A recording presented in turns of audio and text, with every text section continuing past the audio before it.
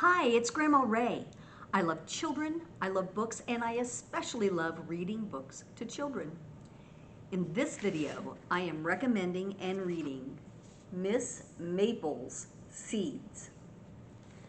The story and the pictures were done by Eliza Wheeler. Here we go. On a bright August morning, Miss Maple flies home. She has hurried ahead of the flock to get ready for her guests. So there's Miss Maple, and she's getting ready. She lives in a big maple tree. That's probably why she's called Miss Maple. Miss Maple has traveled all summer long, searching the land for orphan seeds that got lost during the spring planting. She hopes to help them grow strong here in her tall maple tree and get ready for next year's planting.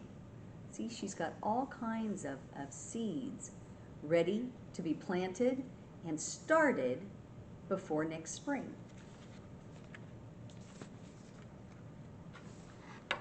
She learns each seed by heart, all similar, yet none the same.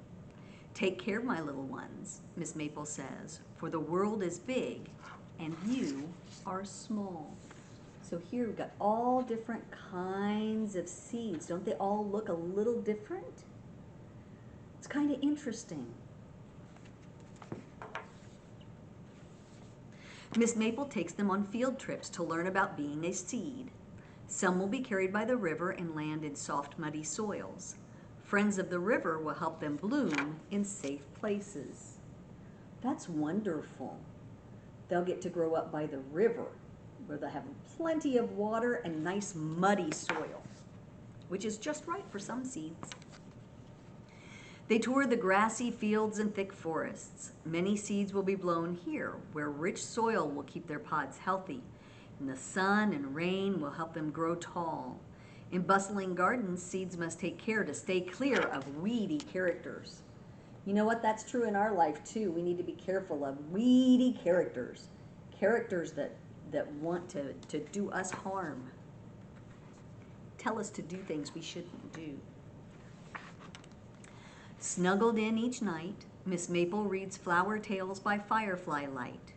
Before going to bed, she whispers, "Take care, my little ones, for the world is big and you are small." She's reading by firefly light. Have you ever seen fireflies? They're little bugs that light up. In the summertime, they're really fun to watch. Winter comes with the snow, a time to stay cozy and dry. Neighborhood friends gather to share their supplies of hot maple syrup, old corn husks, and juicy fruit rinds. Together they pass the long months with stories and songs. That's right. In the wintertime, you kind of stay inside where it's warm, unless you're playing out in the snow.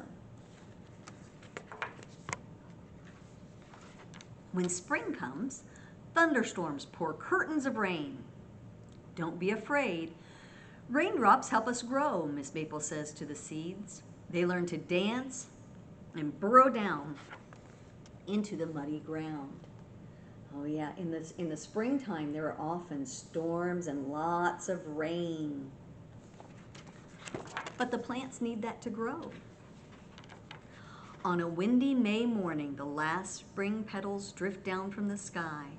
The time has come for Miss Maple to send her seeds off to find roots of their own.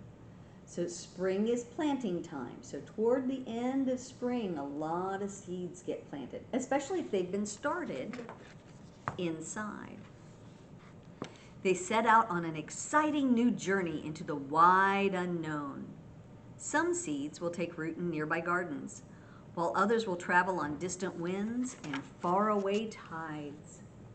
Seeds do fly all over the place. Sometimes they get carried by birds. Sometimes they get carried by the wind. As Miss Maple has given them guidance and love, and now her part in their story has come to an end. They say their goodbyes with sweet memories past and bright futures ahead. That's right. When we start off on a new journey, we have to say goodbye to the things we leave behind, but we can look forward to what lies ahead. As Miss Maple gazes out across the land below, she whispers, "Take care, my little ones, for the world is big and you are small. But never forget." What do you think she wants them to remember?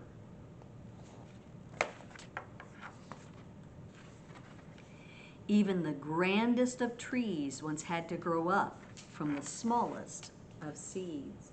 That's right, even great big trees come from little bitty seeds. Into the evening, she sips her green tea in the quiet hollow of the old maple tree. But the end of each season is a start to the next one. One summer morning, Miss Maple grabs her willow weed hat, whistles a merry tune, and sets off to follow the faraway calls of other lost seeds waiting to be found. She's off to start all over again, like she did at the beginning of the book.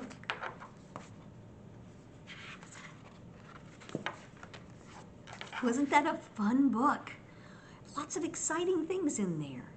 I hope you enjoyed it. If your grown-ups want more information about this book, they'll find that in the show notes. I hope you'll join me again sometime. Bye-bye.